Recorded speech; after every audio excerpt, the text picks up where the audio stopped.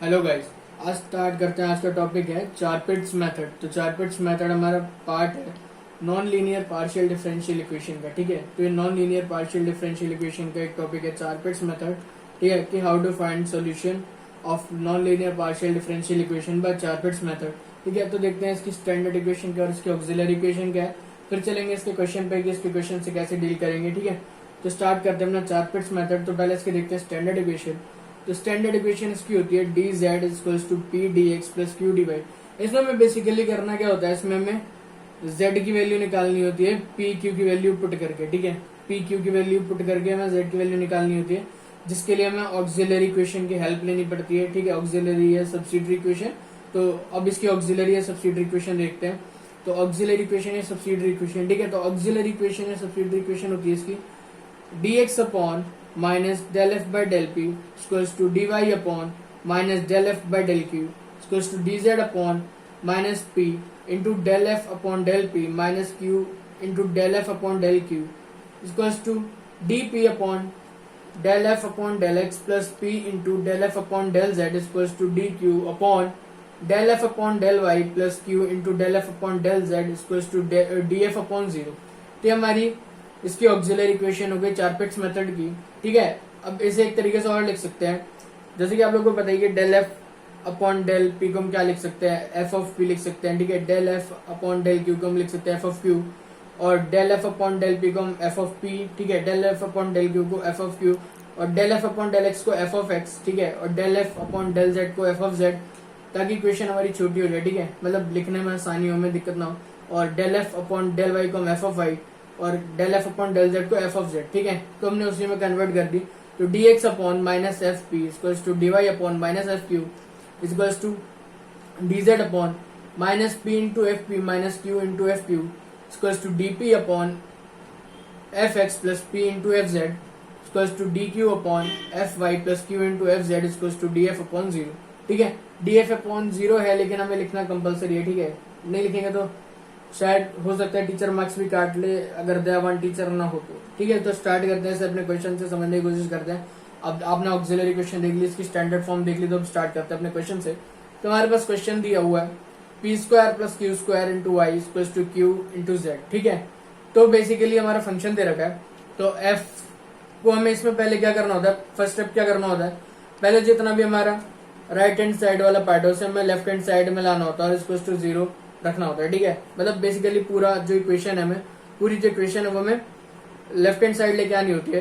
तो एफ की वैल्यू हमारी हो गई। ठीक है, फंक्शन हो गया हमारा p square plus q square into y minus q into z equals to 0। हमारी इक्वेशन नंबर 1 हो गई। अब हमें क्या निकालना है, ऑक्सिलरी इक्वेशन के हिसाब से f x F Y F z f P और एफ क्यू। ठीक है, तो एफ एक्स निकाला, ये याद रखना है कि हमें पार्शियली डिफरेंशिएट करना है with respect to x, with respect to y, with respect to z and with respect to p and q. ठीक है, तो स्टार्ट करते हैं पहले f with respect to x partial differentiate करना।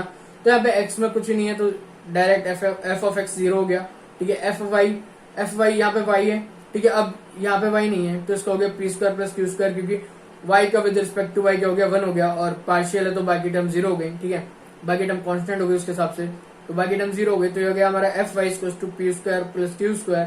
ठीक है, और एफ ऑफ जेड हो गया हमारा क्या, माइनस क्यू, क्योंकि यहाँ पे z वाली टर्म में माइनस क्यू जेड है और z कहीं भी नहीं है, तो z का हो गया with respect to z1, q wastage हो गया। ठीक है, कांस्टेंट।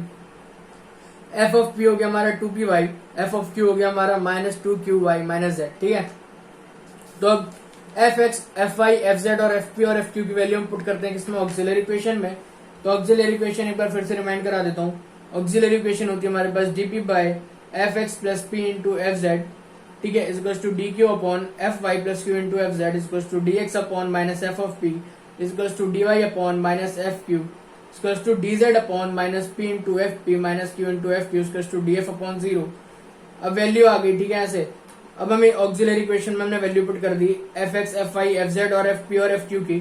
तो हमारे पास D P upon minus P Q आया, D Q upon P square plus Q into minus Q आया, equals to D x upon minus 2py आया, equals to D Y upon minus bracket start 2py minus z आया, equals to D Z upon minus 2p square y minus q into bracket start 2qy minus z आया, equals to d f upon 0। ठीक है, अब हमें कोई ऐसा fraction choose करना है जिससे हम इंटीग्रेशन इजिली कर पाए। तो हमने चूज करा फर्स्ट और सेकेंड फ्रैक्शन। तो फर्स्ट और सेकंड फ्रैक्शन हमारा d P upon minus P q equals to d Q upon P square plus Q into minus q, ठीक है। तो दो फ्रैक्शन सेलेक्ट कर लिया, अब देखते हैं इसे सॉल्व कैसे करें। तो d P upon minus P q equals to d Q upon P square plus q square minus q square. तो क्यू स्क्वायर से क्यू स्क्वायर कैंसिल आउट हो गया पॉजिटिव नेगेटिव की वजह से, और ये पी स्क्वायर यहाँ माइनस का पी था तो माइनस से तो कोई फर्क नहीं पड़ना, तो एक पावर पी की इससे कैंसिल आउट हो गई। यहाँ पे बचा डी क्यू अपॉन पी और यहाँ पे बचा D P upon Q minus का। अब हमने क्रॉस मल्टीप्लाई कर दिया तो हमारे पास आया minus p d p equals to q d q, ठीक है। हम इजीली इंटीग्रेट कर सकते हैं इसे, तो इंटीग्रेटिंग बोथ साइड, हमने इंटीग्रेशन कर दिया बोथ साइड, तो ये हमारा minus p square by two equals to q square by two, ठीक है। अब हम पॉजिटिव सारी टर्म्स एक साइड ले गए तो P square plus q square by to हो गया, एलसीएम ले गए। ये हमारा इंटीग्रेशन कांस्टेंट है सी स्क्वायर बाई टू, क्योंकि इंटीग्रेशन अगर हम इंटीग्रेशन कांस्टेंट इसकी तरह लेंगे तो हमें सॉल्व करने में आसानी होगी, ठीक है। तो कांस्टेंट है तो इससे कोई फर्क नहीं पड़ता क्योंकि टू टू कैंसिल आउट हो गया। हमें एक इक्वेशन मिल गई यहाँ से p square plus q square equals to C square, इसे हमने पुट कर दिया इक्वेशन नंबर 2, ठीक है। अब हमें क्या करना है, जो P square plus q square की वैल्यू है सी स्क्वायर, इसे हमें पुट करना है किसमें, इक्वेशन नंबर 1 में, जो कि हमारी गिवन इक्वेशन है, ठीक है। तो हमने पुट कर दिया, putting the value of p square plus q square equals to C square in equation 1। तो हमारे पास आता है, क्योंकि हमारे पास था ना equation p square plus q square into Y equals to Q z था, जो कि हम लेफ्ट हैंड साइड ले गए थे तो माइनस क्यू जेड हो गया था। तो P square plus q square into y था, तो P square plus q square की जगह हमने रख दिया सी स्क्वायर, तो ये हो गया C square into Y equals to Q Z. अब मैंने बताया था कि हमें पी क्यू की वैल्यू निकालनी है, तो यहाँ से निकलेंगी पी क्यू की वैल्यू, तो यहाँ से पहले निकलेगी क्यू की वैल्यू, तो क्यू की वैल्यू आ गई हमारे पास C square Y upon Z, Q की वैल्यू आ गई हमारे पास। अब फ्रॉम इक्वेशन 2, अब हम इस वाली इक्वेशन से पी की वैल्यू निकालेंगे, ठीक है। तो P square plus q square equals to C square हमारी इक्वेशन नंबर 2 थी। अब हमने क्यू की वैल्यू पुट कर दी, क्यू की वैल्यू थी हमारे पास C square Y upon Z, तो इसका होल स्क्वायर हो गया, क्योंकि क्यू स्क्वायर है तो सी स्क्वायर वाई अपॉन जेड का होल स्क्वायर। तो हमारे पास फाइनल इक्वेशन आ गई, क्यू की वैल्यू पुट करने के बाद पी स्क्वायर प्लस सी स्क्वायर वाई अपॉन जेड का whole square equals to C square. हमने होल स्क्वायर खोल के सब सिंप्लीफाई करके हमारे पास फाइनल पी स्क्वायर की वैल्यू आती है, P square equals to C square minus C की power 4 into Y square upon Z square. अब यहाँ पे एलसीएम लेके हमने z को सेपरेट करके, मतलब अंडर रूट से बाहर निकाल के, क्योंकि अंडर रूट स्क्वायर है तो ऑब्वियसली अंडर रूट आने आना है, ठीक है। तो अभी स्क्वायर है तो P square equals to C square into Z square minus C की power 4 into Y square upon Z square. तो अब अंडर रूट चला गया अंदर, ठीक है। तो स्क्वायर से यहाँ से स्क्वायर हट गया तो यहाँ पे अंडर रूट आ जाएगा, तो P equals to under root C square Z square minus C की power 4 into Y square upon Z square. हमने सी स्क्वायर को बाहर कर दिया और जेड स्क्वायर डिनोमिनेटर वाला जेड स्क्वायर बाहर कर दिया, क्योंकि ठीक है कॉमन था। तो सी स्क्वायर हमने बाहर करा तो एक 1/2 से 2 कैंसिल आउट हो गया सी स्क्वायर का, और जेड स्क्वायर का भी जेड स्क्वायर था तो 1/2 से कैंसिल आउट हो गया, तो बचा सी बाय जेड। अंडर रूट में बचा हमारे पास जेड स्क्वायर माइनस सी स्क्वायर इंटू वाई स्क्वायर।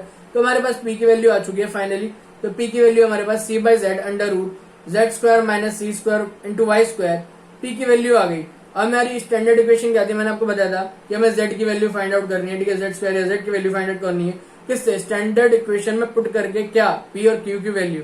तो हमने स्टैंडर्ड इक्वेशन लिख दी, D Z equals to P D x plus Q D Y. ये हमारी स्टैंडर्ड इक्वेशन हो गई किसकी, चारपिट्स मेथड की।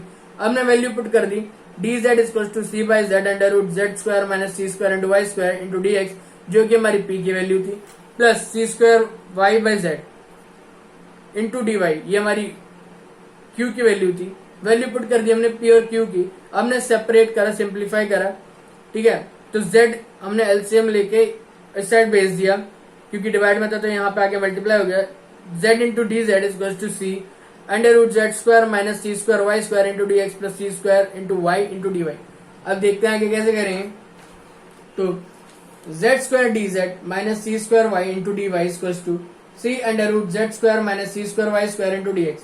अब हमें करना क्या है, हम ये वाली टर्म को इस साइड भेज देंगे तो डिवाइड में आ गया, ठीक है। अब हमें इसका इंटीग्रेशन वाला पार्ट बनाना है जो कि इसके रिस्पेक्ट में हो जाए। तो इसके रिस्पेक्ट में करने के लिए हमने डिवाइड में भेज दिया, तो पहले ये 1/2 भी यहाँ से नहीं आएगा, मैं बताऊंगा 1/2 कहाँ से आया। तो पहले भी देखिए यहाँ से इसे हमने लिख दिया डी जेड माइनस सी स्क्वायर वाई अपॉन ये वाली term under root Z square minus सी स्क्वायर वाई स्क्वायर आ गया, इसको टू सी डी एक्स, जो कि हमारा वो था, ठीक है, वैल्यू आई थी उसकी। तो सी यहाँ पे सी डी एक्स बचा। अब सी डी एक्स बचा, अब हमें क्या करना है, ये 1/2 कहाँ से आया, हमें सिंपली ये वाली टर्म देखनी है कि कैसे आएगी। अगर हम इसका इंटीग्रेशन, इसका हम डिफरेंशिएशन करते हैं with respect to z and y, तो पार्शियली तो हम कर नहीं रहे, ठीक है। तो जेड एंड वाई का कोई मतलब नहीं बनता, तो हम इसका बेसिकली डिफ्रेंशिएशन कर रहे हैं तो इसका हम डिफ्रेंशिएट करेंगे, ठीक है। ये ऑपरेटर हमारे वाला z माइनस सी स्क्वायर वाई, ठीक है। तो ये हो गया हमारे पास 2z minus 2c square into y is equals to d जो ऑपरेटर था हमारा, ठीक है। अब यहाँ से 2 कॉमन ले ले तो बचा z माइनस सी स्क्वायर वाई, ये वाली टर्म आ गई हमारे पास, ये वाली टर्म आ गई। तो अब ये 2 जो कॉमन लिया वो इसके 1 डिवाइड में चला जाएगा राइट हैंड साइड पे, तो हो गया 1/2 इंटू ऑपरेटर, ठीक है। तो z माइनस सी स्क्वायर वाई इंटू 1/2 ये हमारा ऑपरेटर हो गया इंटू 1/2 जो कॉमन लिया था, अंडर रूट में हमारे पास z स्क्वायर माइनस सी स्क्वायर वाई स्क्वायर। अब मैं आशा करता हूँ कि आपको ये वाला फंडा क्लियर हो गया होगा, ठीक है। अब हमें क्या करना है, अब हमें इंटीग्रेशन करना है, क्योंकि अब हम इजीली इंटीग्रेशन कर सकते हैं इसका विद रिस्पेक्ट टू दिस, ठीक है। इसका integration with respect to z minus C square y के हम इंटीग्रेशन कर सकते हैं।